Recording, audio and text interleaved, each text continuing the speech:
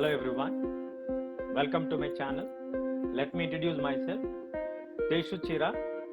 My qualification is MA Political Science, B.Ed and UGC NET qualified in single attempt in 2008.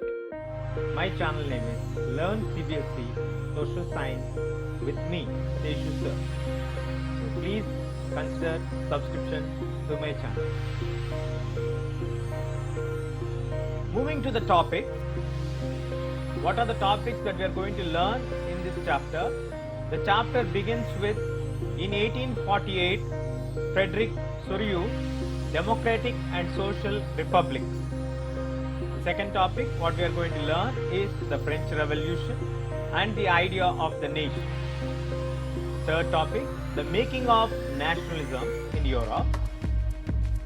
The age of revolutions, 1830 to 1848.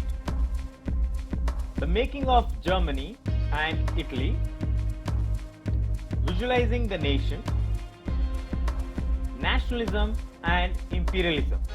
So you can see all the subtopics in this chapter. First, in 1848, Frederick Soryu, Democratic and Social Republic. Second, the French Revolution and the idea of the nation. Third, the making of the nationalism in Europe. Fourth, the age of revolution, 1830, 1848, the making of Germany and Italy, visualizing the nation, nationalism and imperialism. So for each subtopic, we are going to make a module for you to understand it easy and better. The learning process will try to add as many visuals as possible to give a clear picture of the particular word, particular topic, what we are going to discuss. So first, in this process, now we are going to make the first video module on 1848 Frederick Soryu, Democratic and Social Republic.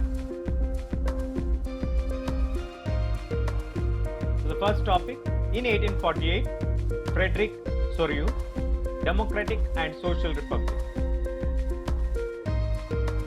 The rise of nationalism in your textbook begins with this picture. In 1848, Frederick Soryu, a French artist who prepared a series of 4 prints visualizing his dream of a world which is made up of democratic and social republics, as he called them. You can see in the picture here, there are different nations. This is a painting which is drawn by the artist on the screen, who is a French artist. He has a dream where the world is made up of democratic and social republic. We need to understand here very clearly, which is that not in reality, in 1848, there were no democratic nations, no social republic in 1848.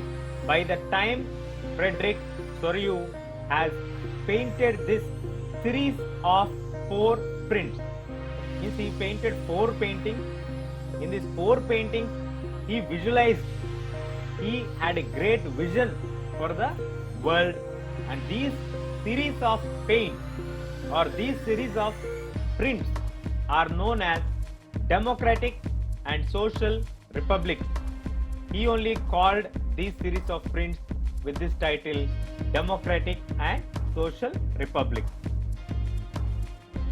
The series shows the people of Europe and America, men and women of all ages and social classes, marching in a long train and offering homage to the Statue of Liberty as they pass by it. As you can see on the screen, the people of Europe and America. How do we come to know that there are people of Europe and America? By the flags what they are carrying, and they are marching in a long train offering homage to the Statue of Liberty as they pass by it. Artists of the time of the French Revolution personified liberty as a female figure. As you can see here, the screen in the middle, the female figure is a representative for personalized liberty. She recognizes the torch of enlightenment. She bears in one hand the Charter of Rights of Man in the other hand. So she is having a torch and also the Charter of Rights in her hands.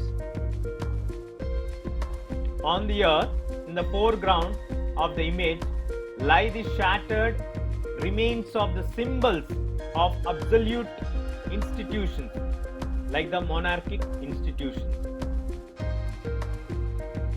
In Soryu's utopian vision, what is the meaning of the word utopian, which is very far from reality, is called an utopian vision.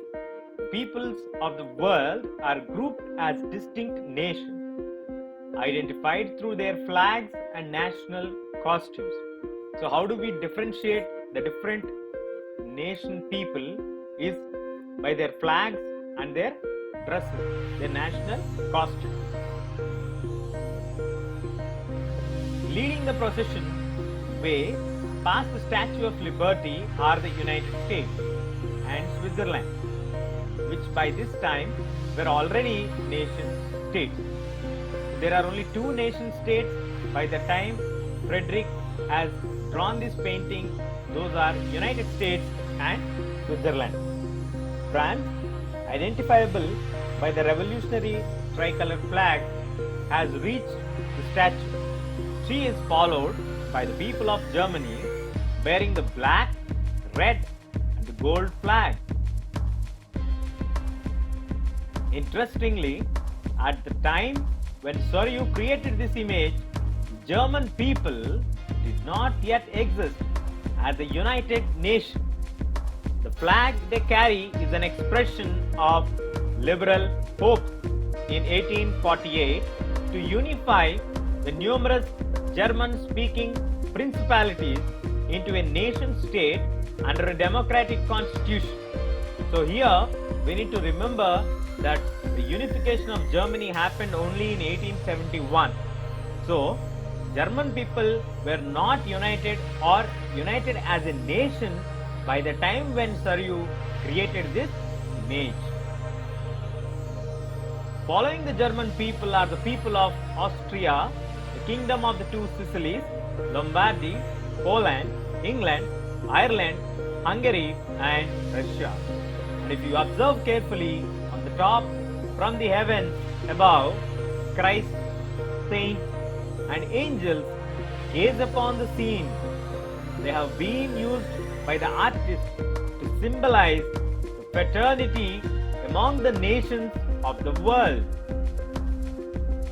During the 19th century, nationalism emerged as a force which brought about sweeping changes in the political and the mental world of Europe.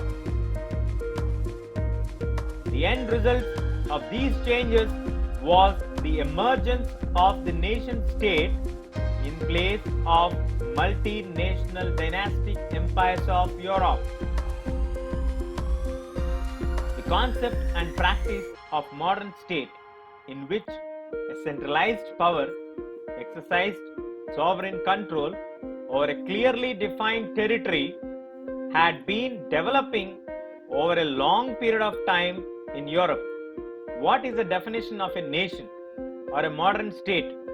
The concept or the practice of a modern state is that in which the centralized power, the control of the entire nation, is exercised by a sovereign in undisputed authority, control over a clearly defined territory. The territory also is clearly defined, the boundaries are fixed, and has been developing over a period of time in Europe. But a nation state was one in which the majority of its citizens, not only its rulers, came to develop a common identity, a sense of common identity and shared history or descent. This commonness, what we are talking about now, the common identity, the commonness, the oneness, did not exist from time immemorial. It was forged through struggles. It was formed through struggles. through the actions of leaders and the common people. Finally, to wrap up, the concept and the practices of modern state in which a centralized power exercised sovereign control over a clearly defined territory has been developing over a long period of time, but a nation state was one in which the majority of its citizens and not only its rules came to develop a sense of common identity and shared history. This commonness did not exist from time immemorial. It was forged or forged through struggles, through the actions of leaders and the common people. During the 19th century, nationalism emerged as a force which brought huge changes in the political and the mental world of Europe. The end result of these changes was the emergence of the nation state. That's all we have in this module. Please stay tuned. We'll come up with the next module. Please subscribe and support. Thank you.